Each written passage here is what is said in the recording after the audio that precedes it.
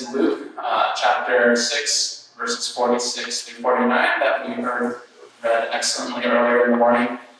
And the setting for this is we're in the concluding statements of a sermon that Jesus just preached in Luke chapter 6. And the stage for this sermon is set in verse 17, where it says, "He went down with them and stood on a level place. A large crowd of his disciples was there, and a great number of people from all over Judea, from Jerusalem, and from the coastal region of Tyre and Sidon, who had come to hear him and be healed of their diseases. Those troubled by impure spirits were cured, and the people all tried to touch him because the power coming from him and healing them all." This is a really similar setting, and as we'll see later, a similar message to the famous Sermon on the Mount that's documented in Matthew. In Matthew chapter 4, this is how it sets up. "News about him spread all over Syria, and the people brought to him all who were ill with various diseases. Large crowds from Galilee, the Decapolis, Jerusalem, Judea, and the region across Jordan followed him." And then in Matthew chapter 5, the beginning of the Sermon on the Mount, it says, "When Jesus saw the crowds, he went up the mountainside and sat down, and his disciples came to him, and he began to teach." And to be honest with you, until I was preparing for this message, I can say that every time I have read the account in Luke, I had just assumed it was a different summary of the same event. I can see nods. Everyone's like, right, you've heard the Sermon on the Mount so many times, you read this text, you're like, okay, same thing. In terms of chronology, in both cases, this seems to be near the beginning of Jesus' ministry. Both accounts happen in the text soon after he calls his disciples. And in the terms of settings, it's somewhere outside.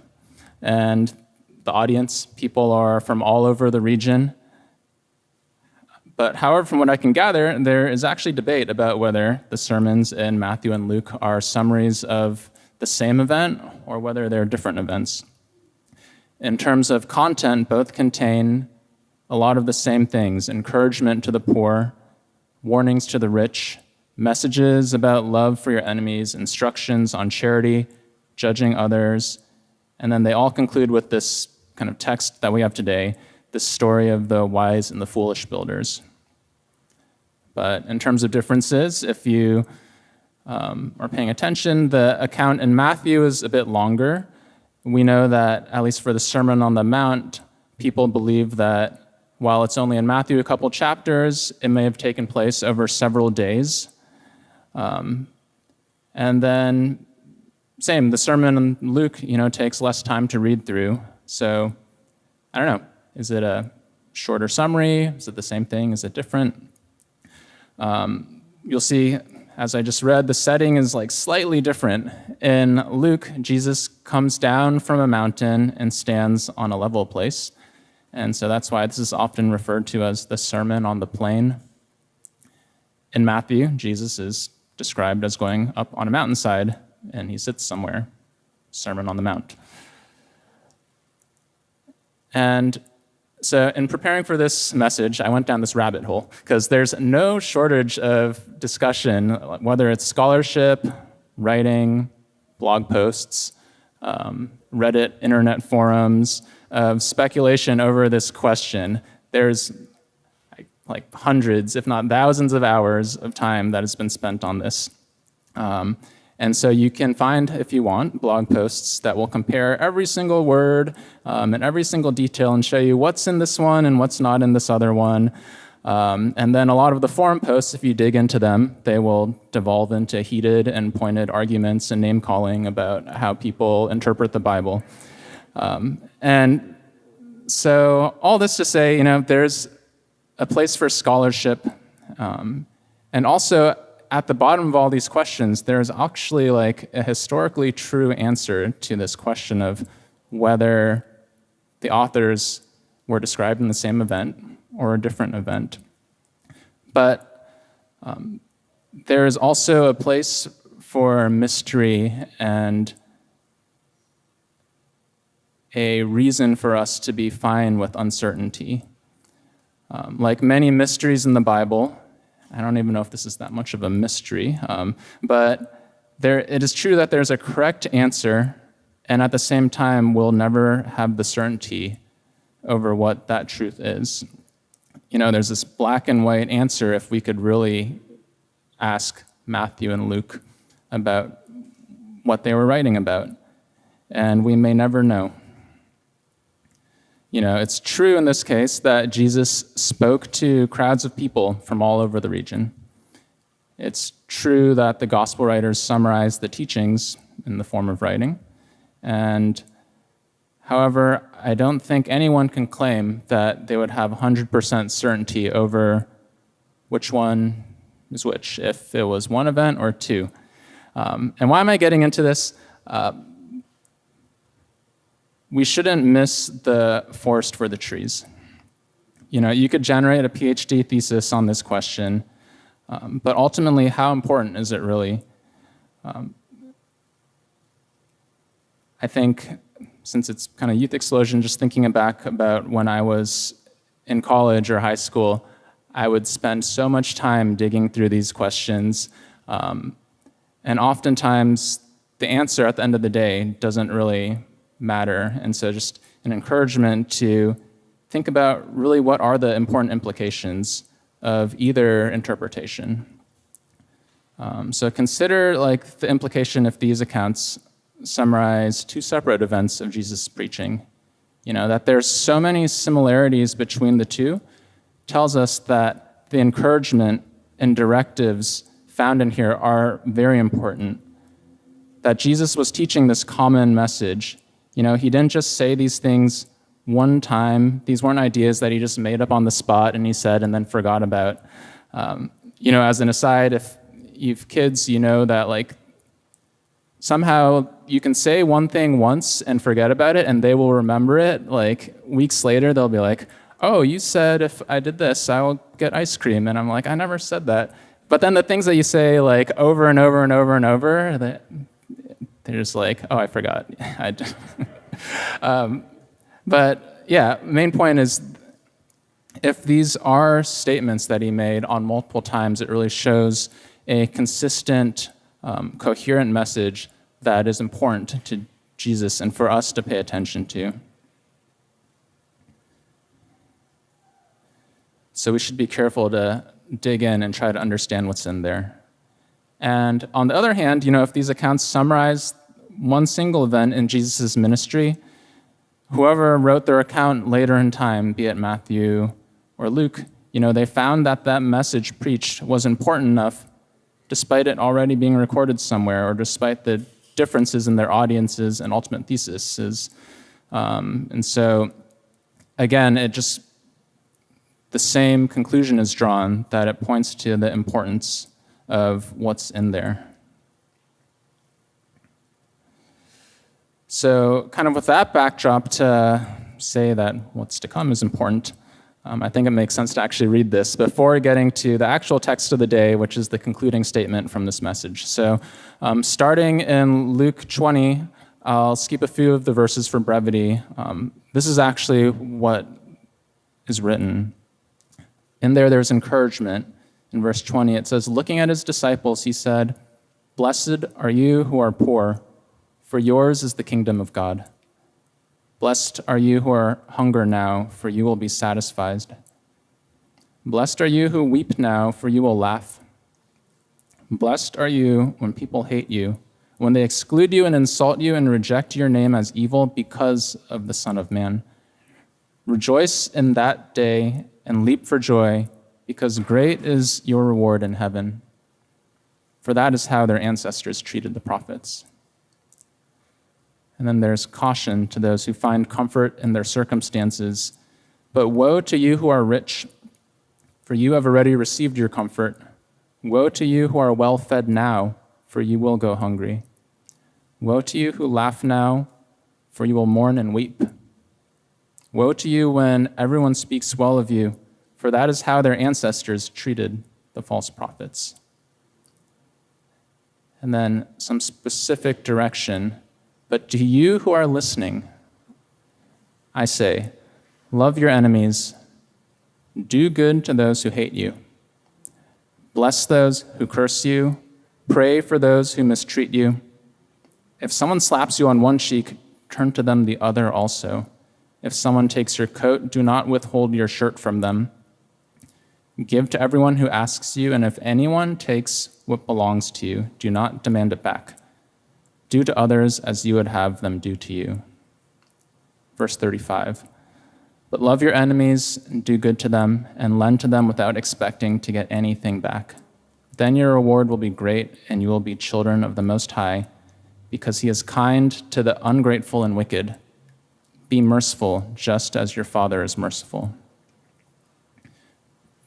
Do not judge, and you will not be judged. Do not condemn, and you will not be condemned.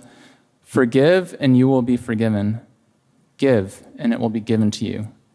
A good measure, pressed down, shaken together, and running over, will be poured into your lap. For with the measure you use, it will be measured to you. 41. Why do you look at the speck of dust in your brother's eye and pay no attention to the plank in your own eye? How can you say to your brother, Brother, let me take that speck out of your eye, when you yourself fail to see the plank in your own eye? You hypocrite. First take the plank out of your eye, and then you will see clearly to remove the speck from your brother's. And then after all that, this is the concluding statement in our text for the day. It says, Why do you call me Lord, Lord, and do not do what I say? As for everyone who comes to me and hears my words and puts them into practice, I will show you what they are like. They are like a man building a house who dug down deep and laid the foundation on rock. When a flood came, the torrent struck that house, but could not shake it because it was well built. But the one who hears my words and does not put them into practice is like a man who built a house on the ground without a foundation. The moment the torrent struck that house, it collapsed, and its destruction was complete. Why do you call me Lord, Lord, and do not do what I say? This is the question for those who were there, and it's also the question for us today. Remember the setting. We're told that there are people from Sidon, Tyre, and all over Judea and Jerusalem. And, for anyone here who doesn't know our Middle Eastern geography, Sidon and Tyre are coastal cities. They're about 20 miles apart from each other. Jerusalem is southeast of these cities, about 100 miles. And so this means, wherever this sermon occurred, the implication is many people needed to have traveled a long way to get there.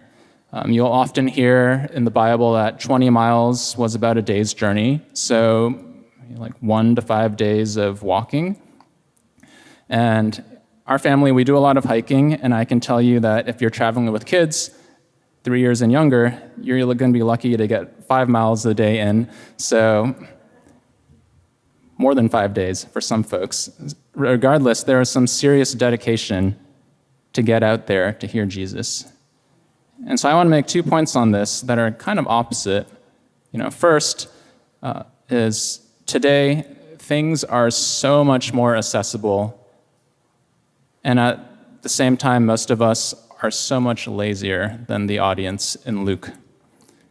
I am a very good example of this. When we first started coming here to City Church, we lived 3 blocks away at the intersection of 2nd Avenue and 41st, and it would take us less than 10 minutes to walk to church, and I loved it.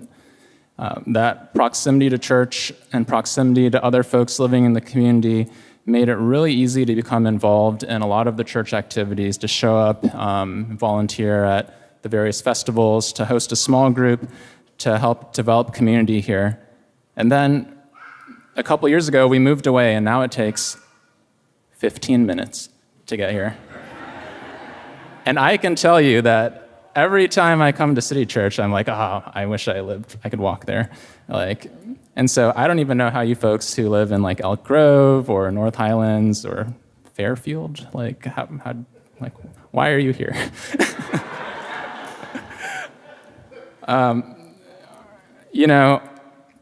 Compared to what we observe here for these disciples of Jesus, we're so accustomed to convenience, and we so often give in to the inertia that holds us down, even if we know that that thing is the very thing that's preventing us from receiving the growth the teaching and the healing that we know exists if we just get over that effort.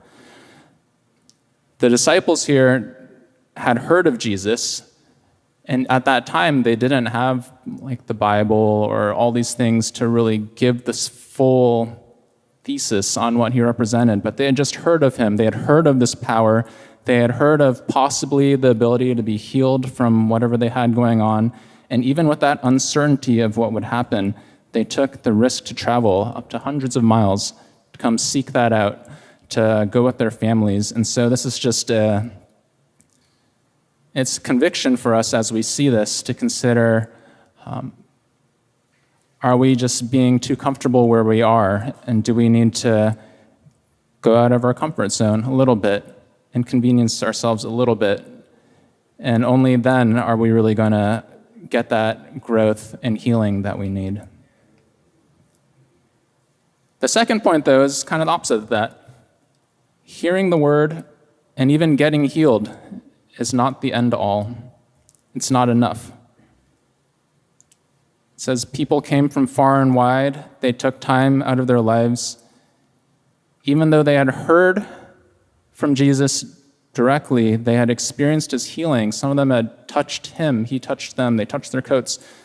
Jesus doesn't just say, "Thanks for coming. The silver box is there. See you next time." Jesus is creating a distinction here between those that hear him.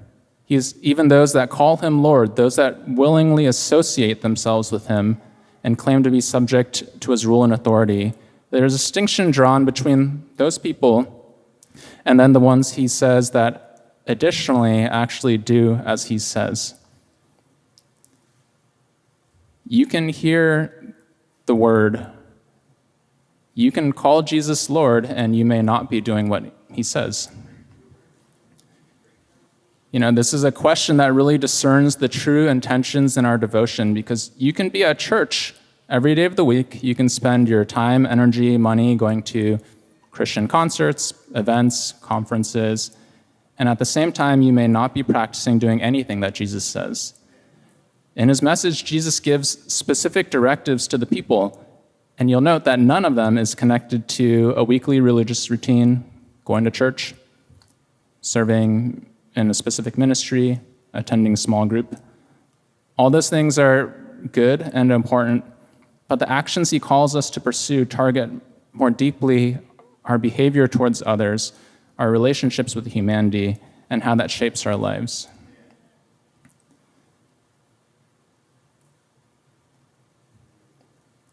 So what are these actual things that he calls us to? If you look through the text, I'd categorize the actions in at least three things: how we respond to our enemies and mistreatment, an active practice of charity, and then also a change in how we perceive our worth relative to others. And just to unpack this, how we respond to our enemies and mistreatment a little bit, it says, "Love your enemies, do good to those that hate you. Bless those who curse you, pray for those who mistreat you. If someone slaps you on one cheek, turn to them the other also. If someone takes your coat, do not withhold your shirt from them." Anyone who's been to church for a minute, has heard this before. At the time this was preached, this direction stood in stark contrast to the Old Testament direction on personal injury that dictated justice in the form of equal harm. Eye for eye, tooth for tooth, hand for hand, foot for foot, wound for wound. It would have been a very revolutionary teaching, but nowadays this sentiment is very common. It's been used to suggest that as Christians we should just put up with any abuse that comes our way quietly. However, some interpretations suggest something a little deeper beyond pure pacifism and non-resistance that I think is worth pointing out, especially in light of the mental health summit that City Church hosted this weekend. Some suggest that the passage, especially the specific details found in the summary in Matthew, indicates that there's more than just accepting of putting up with abuse. In Matthew, this kind of same conclusion says, or the same part says, "But I tell you, do not resist an evil person. If anyone slaps you on the right cheek, turn to them the other cheek also." Theologian N.T. Wright has comments. He said, "To be struck on the right cheek in that world almost certainly meant being hit with the back of the right hand. That's not just violence, but an insult. It implies that you are an inferior, perhaps a slave or a child, or in that world, and sometimes even today, a woman. What's the answer then? Hitting back only keeps evil in circulation. Offering the other cheek implies, hit me again if you like, but now as an equal, not an inferior." And so with this perspective, turning the other cheek is not merely allowing yourself to be abused, but is taking an active stance in daylighting the abusive behavior and demanding more dignified treatment. It challenges the aggressor to consider their behavior and implications. And although in either case, the slap and resulting behavior of the aggressor may be similar, in both cases, you may still receive that second slap. With an interpretation that N.T. Wright suggests, there is purpose in that response.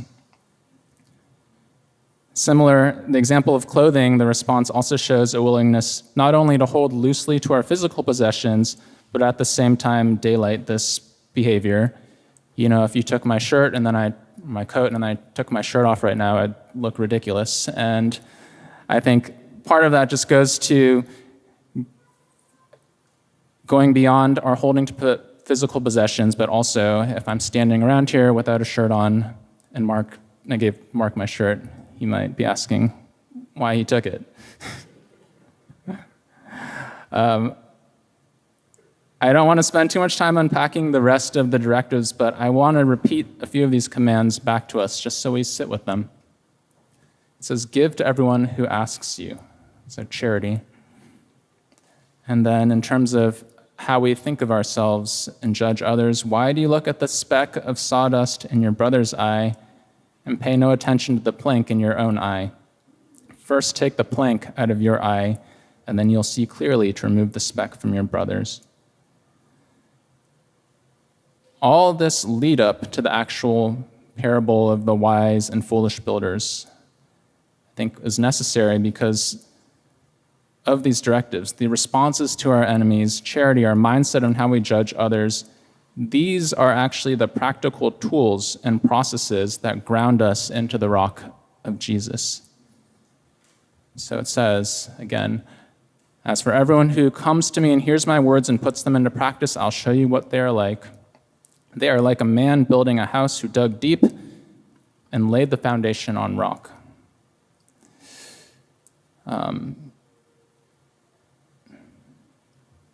We can say Jesus is my rock, just like the disciples who called Jesus Lord. But if we don't do as he said, there's no magic that happens when you accept Jesus as your Savior, where you suddenly become immune to the hardships of life. That's just doesn't work that way. You're kind of just tricking yourself. When the psalmist, when he says in Psalm 18, the Lord is my rock, my fortress, and my deliverer. My God is my rock in whom I take refuge, my shield and my horn of salvation, my stronghold. That kind of trust does not come from a surface level relationship. Some notes about rocks. Rocks are slippery. If you build a house on a rock but don't take time to construct an actual foundation, it's going to be just as junky of a house as the one you built on sand. It might be even worse because you can flatten out sand really easily, but if you've ever tried to balance a flat thing on a rock, it does not work very well. So when the flood comes, it's going to be washed away and messed up as well. It's not so much what surface the house is built on that's important. It's the steps that were taken to secure that house into that object. And then also, rock is very hard. And digging a foundation into rock is going to be hard work. The things that we just read about that Jesus directs his disciples and us to do go fully against our human nature. They require us to suppress our desires for fairness and justice when being mistreated. They require us to give up things that we may have earned and worked towards. They require us to think less of ourselves and more of others, and to look critically at all aspects of our lives. Digging a foundation into rock is also really slow work. It takes time to gain the maturity in these things. And it's both the hard work and the slow work that creates the resilience to life's storms.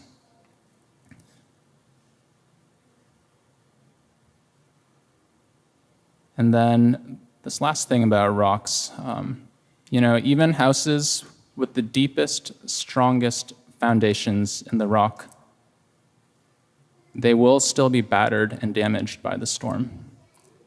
Nothing here suggests that the acts of selflessness, charity, or that the floods in life that happen are going to be painless.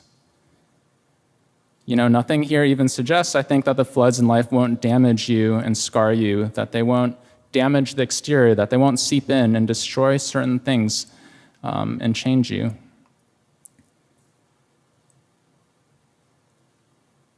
The types of refinement of our being that Jesus has called us to, the floods in our life, are often challenges that seem well beyond what we can accomplish alone. And it's true that we will fail many times when we try to rise to that occasion. Ultimately, we're called to do, in Jesus' teaching, something that's quite impossible. But the good news of the gospel is that through Jesus, we can approach these things through his perfect example and draw hope from him. Jesus, he was not only struck on the cheek, but before the Sanhedrin, they spat on his face and they struck him with their fists. Others slapped him and mocked him. He was stripped not of only coat and shirt, but all of his clothes. He had a crown of thorns stuck on his head.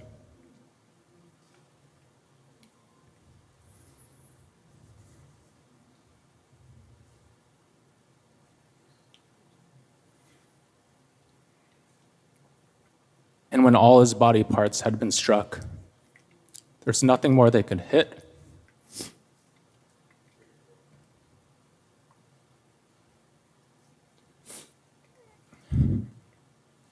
He gave up his hands and feet to be nailed to the cross. Ultimately, to take the punishment that he did not deserve, but that we did. And in doing this, he exposed the wickedness and cruelty of humanity and offered a better path. In all these things, Jesus was not a stoic. Knowing that this was coming in Gethsemane, he says his soul was overwhelmed with sorrow to the point of death. That in his anguish, his sweat was like drops of blood. And on the cross, before he dies, Jesus calls out, my God, why have you forsaken me?" That pain, the physically, emotional, spiritual pain that we experience with life hardships can be seen in the most extreme with Jesus. And yet, in the midst of this pain, he recognizes also the hope that exists. On the cross, talking to the two thieves crucified alongside him, he says that that day they'd be with him in paradise, recognizing the hope of things to come. And it's that deep-rooted relationship, in this case, between the Father and Son, and in our case, as we dig into the foundation of the rock of Jesus, that will give us that hope in those times. It's the good news of the gospel that while we'll be subject to these trials and hardships, whether that's through our own sin or the brokenness of others, or just for many reasons, just for, as far as we can see, bad luck or providence or just things happening, that we have Jesus who exemplified and demonstrated and made available us to the same hope And to access that hope, the first thing we need to do is to draw close to that rock, to welcome Jesus as that person, as our Savior. But even then, the work is not done, and we'll need to continue to build and make that foundation stronger.